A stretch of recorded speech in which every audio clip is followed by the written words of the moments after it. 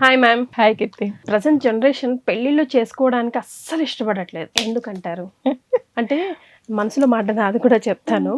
ఎవరైనా వచ్చి ఎవరైనా అమ్మ వాళ్ళతో కానీ అత్తమ్మ వాళ్ళతో కానీ డిస్కస్ చేసి అబ్బా పెళ్లి చేసుకోవాలంటున్నాం మా అబ్బాయి లేకపోతే మా అమ్మాయి అని అంటే వాళ్ళకి సంజాయించడం పెళ్లి చాలా ఇంపార్టెంట్ డామ్ డోమ్ డుస్క్ అని చెప్తున్నాం కానీ లోపల మనసులో వాళ్ళం ఏమర్థడుతున్నాం కనుక అనిపిస్తుంది మ్యామ్. నిజంగా నలుగురికి పాడు చేసిన వాళ్ళం అవుతాం ఈ మాట కెమెరా ముఖంగా చెప్తే. కానీ నేనేమంటున్నాను, ఇన్సైడ్ యాక్సెప్ట్, నేను ఇంతకుముందు మీతో డిస్కస్ చేసినప్పుడు కూడా అన్నా, ఇన్సైడ్ యాక్సెప్టెన్సీ రావట్లా. ఇప్పుడు మన పిల్లలకి చేద్దాంలే, ఇదివరకేమో అమ్మ పెళ్ళిళ్ళు చేసేస్తే బాధ్యత అయిపోతుంది, వాళ్ళ లైఫ్ వాళ్ళు లీడ్ చేసుకుంటారు, కరెక్ట్ వాళ్ళ ఏజ్కి మళ్ళీ పిల్లలు వస్తారు, మనవరాలు మన అన్నీ సరే అన్నీ ఇన్ టైంలో జరిగితే బాగుండు అని అనుకునేవాళ్ళు. ఇప్పుడు నా పెళ్ళి చేసినప్పుడు మా మమ్మీ వాళ్ళు అయితే అలాగే అనుకున్నారు.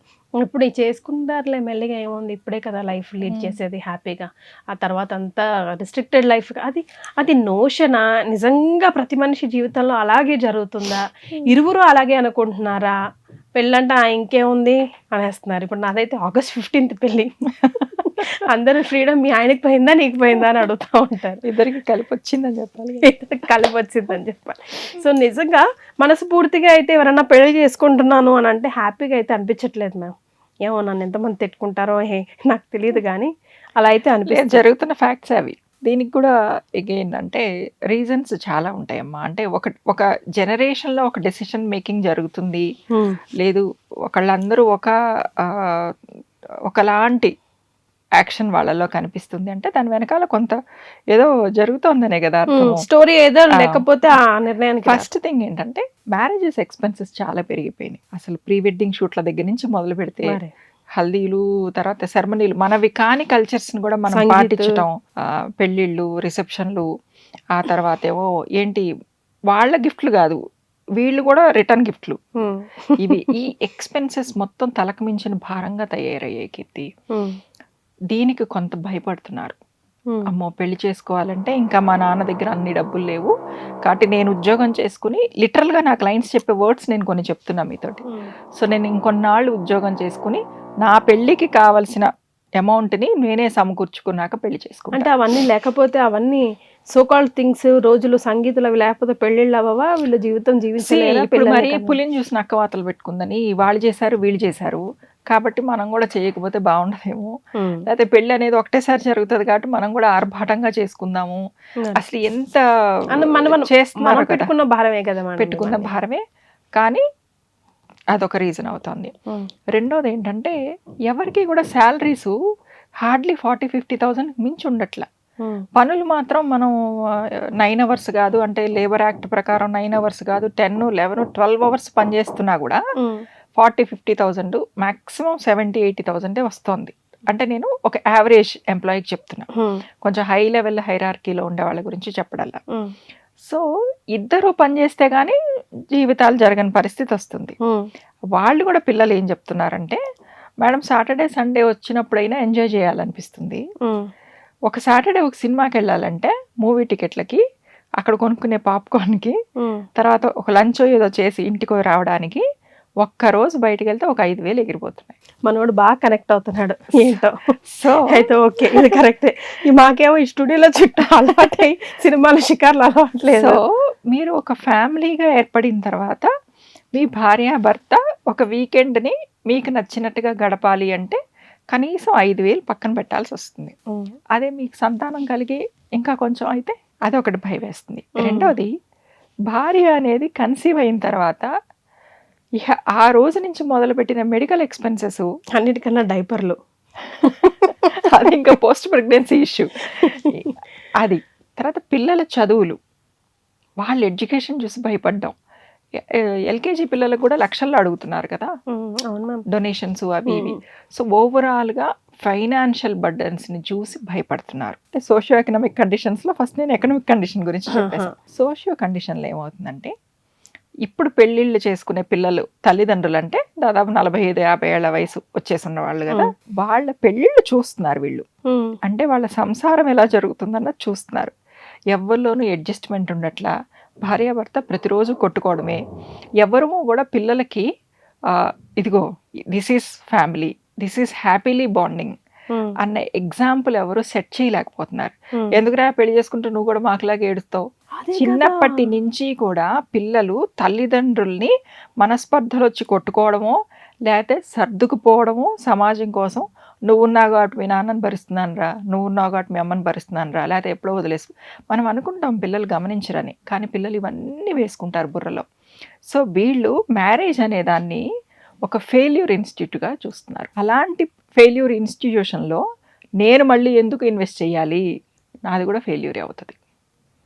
ఒక అమ్మాయిని పెళ్లి చేసుకోమంటే ఒక అమ్మాయి అంటుంది మా అమ్మ నాన్న సంతోషంగా లేరు, మా పిన్ని బాబాయ్ సంతోషంగా లేరు, మా పెద్దమ్మ సంతోషంగా లేరు, నేను చేసుకుని ఏం చేయను, మీ లిస్టులోకి నేను కూడా వస్తా. అప్పుడు how to convince them? Do you think we need to convince or like let her leader life అని వదిలేయాలా? ఆర్ హీ కన్విన్స్ చేయడం కన్నా ముందు మన మ్యారేజ్ని సెట్ చేసుకొని చూపించాలి వాళ్ళకి, విచ్ ఇస్ హైలీ ఇంపాసిబుల్ అప్పటికి.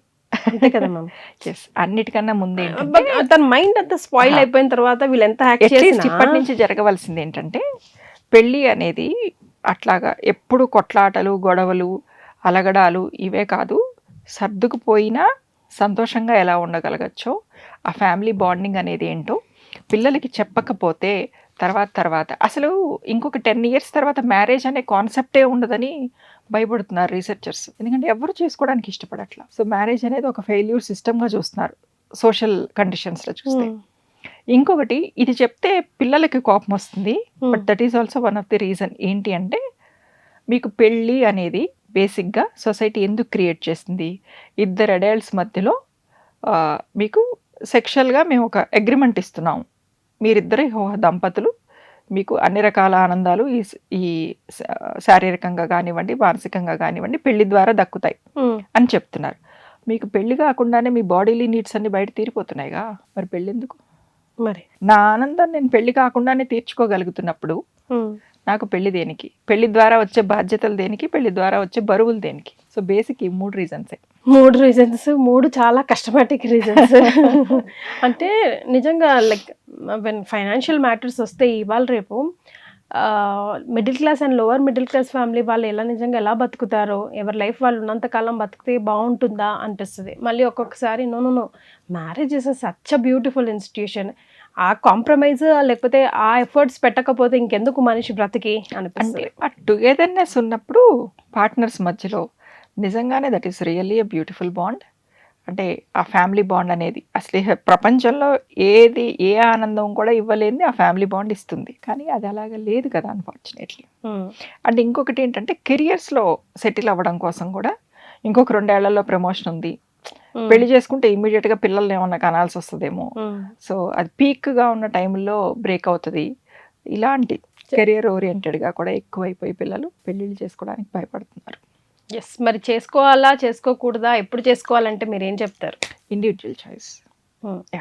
అంటే ఎల్కేజీ తర్వాత 7th, తర్వాత 10th, తర్వాత ఇంటర్మీడియట్, తర్వాత డిగ్రీ, పీజీ, పెళ్ళి, పిల్లలు అనే ఒక స్టెప్ బై స్టెప్ కాన్సెప్ట్ ఏదైతే ఉందో అది బ్రేక్ అయిపోయింది. ఇప్పుడు అలా కాదు, నీ పరిస్థితిని నువ్వు డిజైన్ చేసుకోవాలి నీ లైఫ్ ప్రకారం. చాలా మంది మాకు పెళ్ళి అక్కర్లేదు అంటున్నారు, మేము పెళ్లి చేసుకోకుండా ఉంటాం. What about that emotional trauma families లో, మరి దాన్ని ఎలా డీల్ చేయాలి అంటే, ఒకటి తల్లిదండ్రులకు నేనేం చెప్తానంటే, మీరు పిల్లల్ని కనడం వరకు, వాళ్ళు ఒక అడల్ట్ స్టేజ్కి వచ్చే వరకు, వాళ్ళు మేజర్స్ అయిన తర్వాత మీ అభిప్రాయాల్ని లేకపోతే మీ చుట్టుపక్కల వాళ్ళు ఏమనుకుంటారో అన్న అభిప్రాయాల్ని పిల్లల మీదకి రుద్దొద్దు. దానివల్ల మీరు స్ట్రెస్ అవుతారు, వాళ్ళు స్ట్రెస్ అవుతారు. Let them take the decisions. పిల్లలు ఇప్పుడు అదే గొడవలు పెట్టుకుంటున్నారు. సో ఇప్పుడు వాడికి పెళ్లి చేయాలి. పెళ్లి చేసిన తర్వాత ఇమీడియట్గా సంవత్సరం తిరగకముందు ఇంకా పిల్లలు పుట్టలేదు ఎందుకు, ఇంకా మేము వెళ్ళిపోయే లోపలే ఒకళ్ళని ఎత్తుకోవాలనుకుంటున్నాము. ఇవన్నీ. సో మీ అభిప్రాయాల్ని, మీ ఇష్టాల్ని పిల్లల మీదకి రుద్దడానికి ట్రై చేయొద్దు. వాళ్ళని మంచి ఇండివిజువల్స్గా ఎదగడానికి మీరు తల్లిదండ్రులుగా ఎంతవరకు హెల్ప్ చేయగలుగుతారో హెల్ప్ చేయండి, సపోర్ట్ చేయండి. వన్స్ వాళ్ళు ఇండివిజువల్ అయిన తర్వాత ఇండిపెండెంట్గా వాళ్ళు ఎలాంటి డెసిషన్ తీసుకున్నా అది చావైనా రేవైనా వాళ్ళే తేల్చుకుంటారు, మీకు సంబంధం లేదు. అంత బ్రాడ్ మైండ్గా ఇవాళ పేరెంట్స్ ఉన్నారా? మీరున్నారా? ఉండాలి, కమెంట్ చేయండి. ఉండాలని మాత్రం మేడం చెప్తున్నారు. భారతి గారు మీరేమంటారు? కమెంట్ చేయండి. మీకు నచ్చినా నచ్చకపోయినా మీ పాయింట్స్ని కూడా కమెంట్ చేయండి. చూద్దాం how it goes. Thank you ma'am. Welcome.